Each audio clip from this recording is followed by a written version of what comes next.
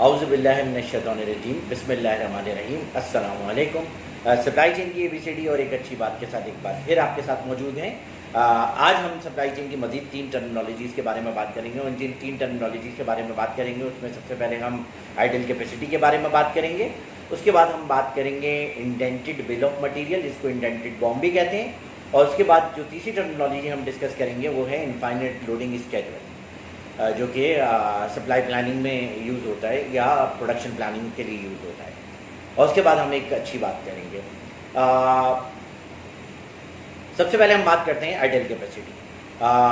Idle capacity क्या चीज़ होती है? आइडल कैपेसिटी ये होती है कि एक तरह से वो कैपेसिटी जो कि उससे लिंक जो रिसोर्सेज हैं उसके लिए वो यूज़ ना हो रही हो। यानी सिंपल सी चीज़ कि हमने कोई एक कैपेसिटी, कोई एक प्रोडक्शन लाइन लगाई है, लेट से उस पर कोई मिनरल वाटर की बॉटल जो है उसकी फिलिंग होनी है, बट अगर वो उससे लिंक जो रिसोर्सेज हैं यानी उस जो मिनरल वाटर की फिलिंग है, वो मटीरियल और वो बॉटल्स और वो लेबर्स अगर उसके लिए यूज़ ना हो रही हो और वो कैपेसिटी जो है वो सब बिल्कुल फारिग पड़ी हुई हो और हमारे पास वो ऑर्डर ना हो, तो वो जो टाइम अवेलेबल है बट स्केड्यूल अवेलेबल नहीं है और आपके पास कोई ऑर्डर नहीं है उसका, तो एक तरह से वो कैपेसिटी आइडल कैपेसिटी कहलाती है।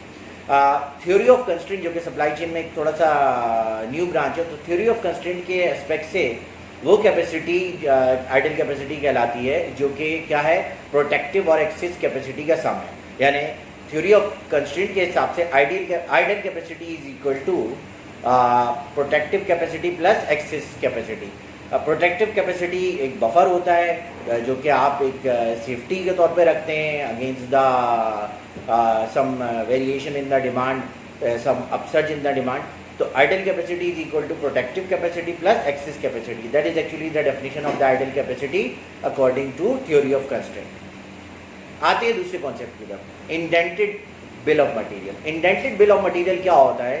ये एक ऐसा बिल ऑफ मटेरियल है जिसमें आप क्या करते हैं, किसी एंड प्रोडक्ट के जितने भी कंपोनेंट्स या रॉ मटेरियल्स होते हैं उसको इंडेंटेड फॉर्म में जो है वो लिख लेते हैं, यानी एक तरह से उसका ब्रेक डाउन स्ट्रक्चर जो है वो शो कर रहे होते हैं। और वो जो इंडेंटेशन होती है वो हर लेवल के लिए शो करते हैं ताकि उससे पता चले कि उससे पहले वाले लेवल में और उससे नीचे वाले लेवल में कौन कौन से ऐसे कंपोनेंट हैं। इसका फ़ायदा क्या होता है कि आपको एक पूरा break down structure of the bomb पता चल रहा होता है। आपको ये पता चल रहा होता है कि कौन कौन से रॉ मटेरियल या कौन कौन सी असेंबलीज बॉम्ब के किस लेवल पे या किस स्टेज पे जाके लगनी है, कौन कौन से रॉ मटेरियल्स या कंपोनेंट कॉमन है और उनको किस किस स्टेज पे जाके लगना है असेंबली में। तो ये सारी की सारी चीज़ें जो है वो इंडेंटेड बिल ऑफ मटेरियल से क्लियर हो जाती हैं। एक तरह से वो एक ऐसा स्कीमेटिक है जो कि ना सिर्फ ये शो कर रहा है कि कॉमन रॉ मटेरियल या कंपोनेंट कौन कौन से हैं, वो असेंबली या प्रोडक्शन में किस स्टेज पे या किस स्टेप में जाके जो है वो इन्वॉल्व होंगे। और इसके अलावा इसके बैक एंड पे आप ये वर्किंग भी कर सकते हैं कि इसकी अवेलेबिलिटी कब कब कितनी होनी चाहिए और आप किस तरीके से अपनी प्रोडक्शन को मैनेज कर सकते हैं by having indented bill of material availability. तो ये इंडेंटेड बिल ऑफ मटेरियल है। और एक लास्ट चीज़ इसमें ऐड करूँगा, एक तरह से ये आपको काफ़ी सारी विजिबिलिटी दे देता है ऑपरेशनल प्लानिंग की या प्रोडक्शन प्लानिंग की, और बैक एंड में इन्वेंट्री को भी मैनेज करने में आपकी हेल्प करता है और इन्वेंट्री स्केड्यूलिंग में, अराइवल फ्रॉम द सप्लायर में भी आपकी हेल्प करता है।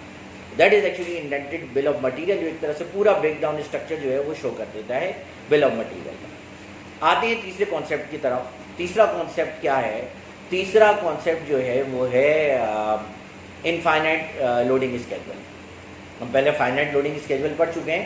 इनफाइनाइट लोडिंग स्केड्यूल क्या चीज़ होती है? इनफाइनाइट लोडिंग स्केड्यूल ये चीज़ होती है कि जहां आप जो एक्यूमुलेट करते हैं capacity required without taking into account capacity available. यानी जो आपको कैपेसिटी रिक्वायर्ड है, आप एक तरफ से एक तरह यानी जितने ऑर्डर आपके पास हैं वो एक जगह आप उसको नोट डाउन कर लेते हैं विदाउट टेकिंग इनटू अकाउंट कि आपके पास कैपेसिटी कितनी अवेलेबल है। तो जब आप स्केड्यूलिंग कर रहे होते हैं इनफाइनाइट स्केड्यूलिंग, तो आप जो ऑर्डर रिलीज कर रहे होते हैं या स्केड्यूल रिलीज कर रहे होते हैं, तो जितनी कैपेसिटी मशीन्स पे अवेलेबल है उससे ज़्यादा का जो ऑर्डर है वो आप रिलीज़ कर रहे होते हैं।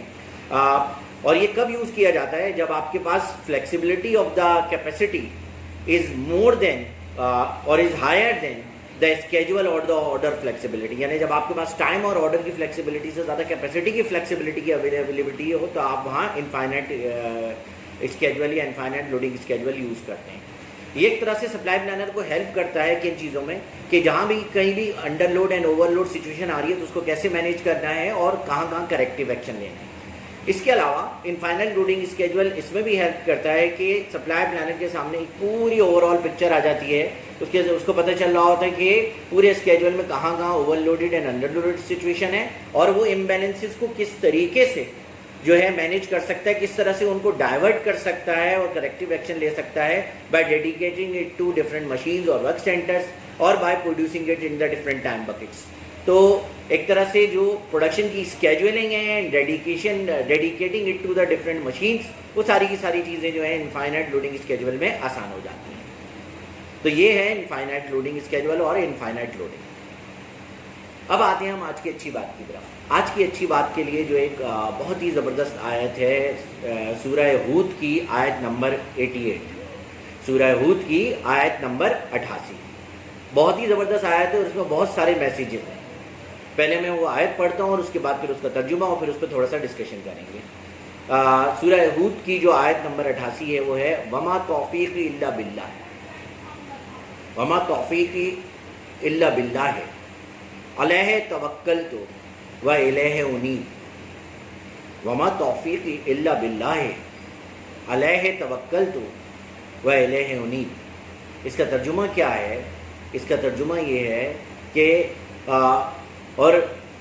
मेरी कामयाबी की तौफीक अल्लाह ताला की ही तरफ से है, मेरी कामयाबी की तौफीक अल्लाह ताला की तरफ से ही है और मैं उसी पे भरोसा करता हूँ, मैं उसी पे भरोसा करता हूँ और उसी की तरफ रुजू करता हूँ। बहुत सारे मैसेज हैं। पहली चीज़ एक तवक्कल और यकीन, और ये कि जो हमारी ज़िंदगी में जितनी भी कामयाबियाँ हैं वो सारी की सारी बिल्लाह यानी अल्लाह ताला की तरफ से, इंसान खुद कुछ भी नहीं है।